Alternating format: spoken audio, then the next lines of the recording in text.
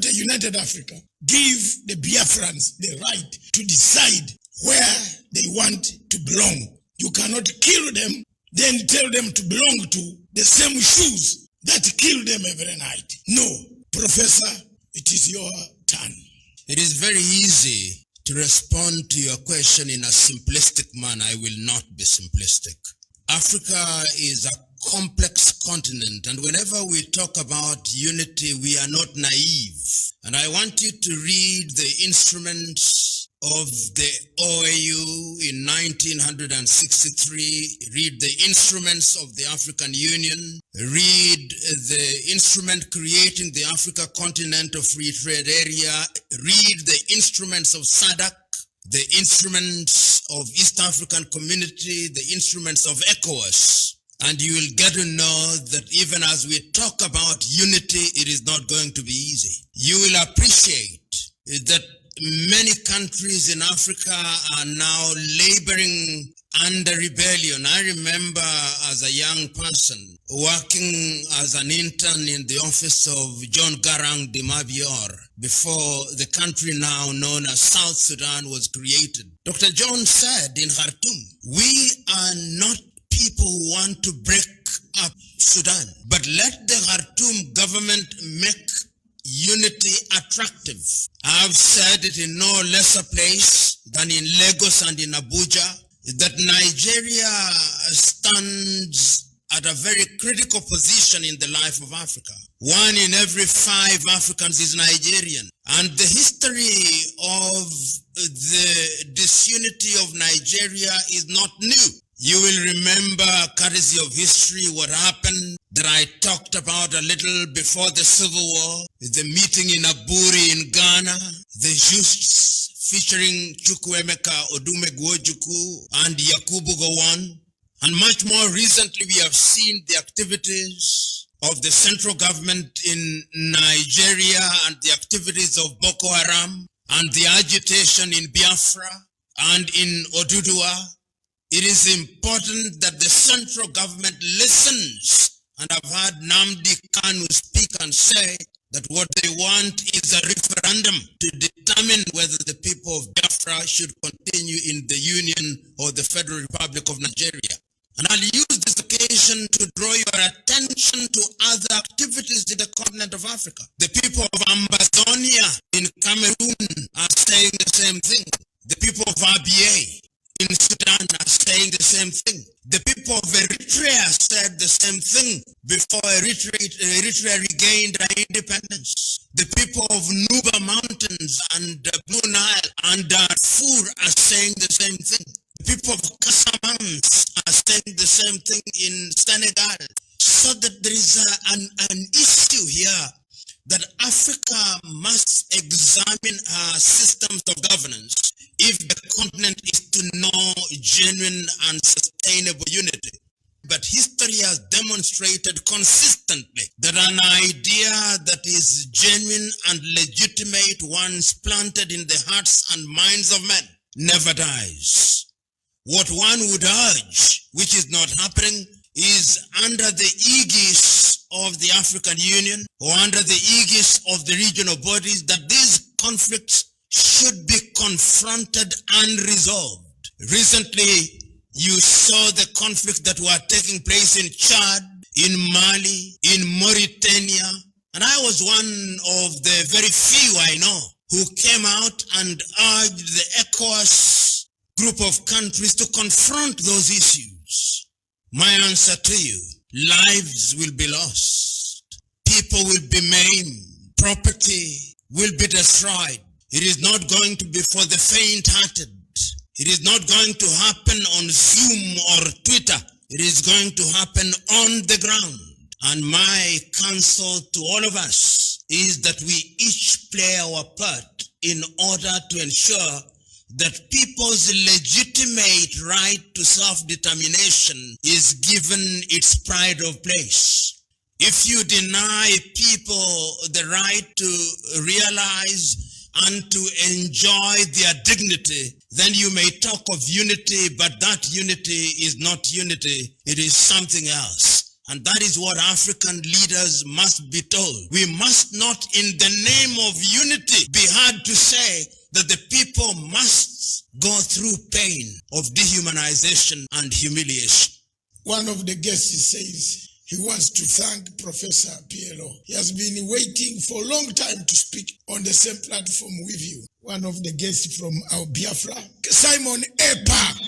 Thank you very much, Simon. Take away. Thank you very much, Dr. Matanga, for this opportunity given to us and given to me to be on this platform today with a respected Professor Lumumba. I believe from this day, we will begin to see the change that we have all yearned for in Africa.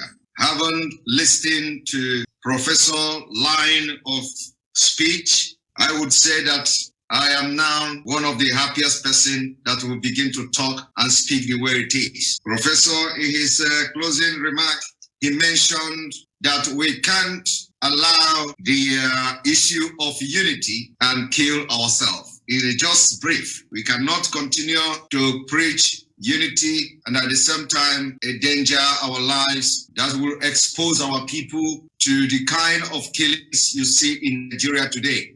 The truth is that every reasonable person will understand that Africa has come a very long way, and it is time we Africa people, Pan-Africanists, those who believe that Africa will be a great continent in the nearest future, it is time we begin to speak to the authorities and advise them the way forward. We know that a lot of leaders in Africa do not want Africa to progress for their own selfish and ulterior motives. They believe that Africa must embrace a certain religion, the Islamic religion, before they will begin to preach or agitate for a better Africa.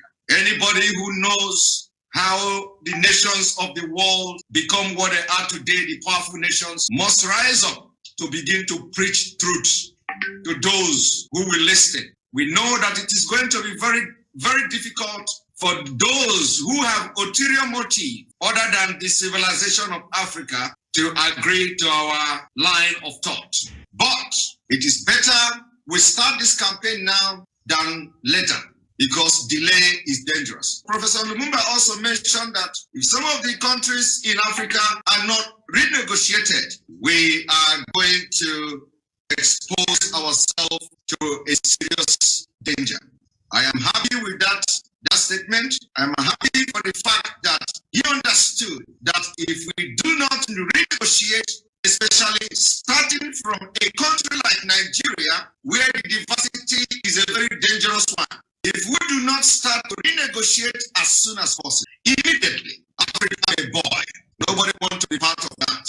Every one of us here today and those who watch and those who are watching have a role to play. The role of every intellectual, like Professor Lumumba, is to change the narrative. What narratives are we changing? Changing the narrative, telling the authorities in Africa the way it is. We have to go as far as reaching people in the Western world. We have to begin diplomatic process, telling the world and convincing them. We don't need to convince them because they know. But may I use the word convincing them to know the reason why they must accept the proposal that we want to be as developed as they are. When you talk about Africa, when you talk about Nigeria disintegration, they tell you if Nigeria disintegrates, that they are afraid that other African countries will follow Nigeria. And then I ask, what are you then afraid of? Is there something you know that you now believe that we may have come to know? Is there some kind of secret behind civilization that you believe that we shouldn't know? Because as far as we're concerned, some of us have lived in diaspora in the Western world for many decades. We've spent almost half of our life living in Western world. And if we learn nothing from this Western world, it means our lives, we have lived useless and unproductive life. We have come today to identify the reason and the secret behind the success of the Western world. And we say, we want to be like them. We are Africans. We may not apply the same system like them, but we also want to do what they did that made them what they are today. And when you preach disintegration, they tell you they are afraid. It is now the responsibility of people like Professor Lumumba to take the lead, to enlighten, educate our people in Africa, the need to divide along tribal line. We are not going to do it at once. It is going to be a process. The process of Europe is still ongoing. As I was talking to you today, European Union, you have the European Union, and then you have the member of the Schengen. You have the member of the Schengen state, you have the country that comprise Europe. Not every country in Europe is a member of the Schengen state. It is a process.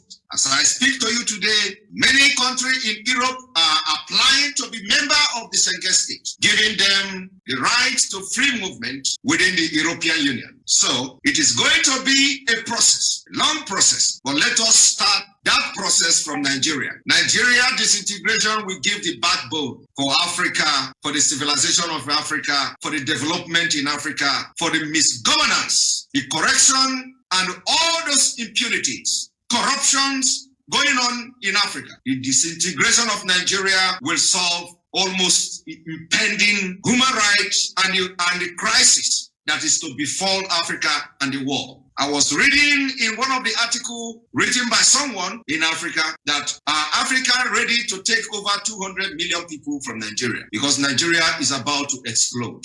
There is possibility for us to avoid Nigeria exploding. It is going to affect every single person in Africa. We are now in a global village. Every single person in Africa, it is going to affect directly or indirectly. We do not want that to happen. We still have the possibility, the opportunity to make our voice heard.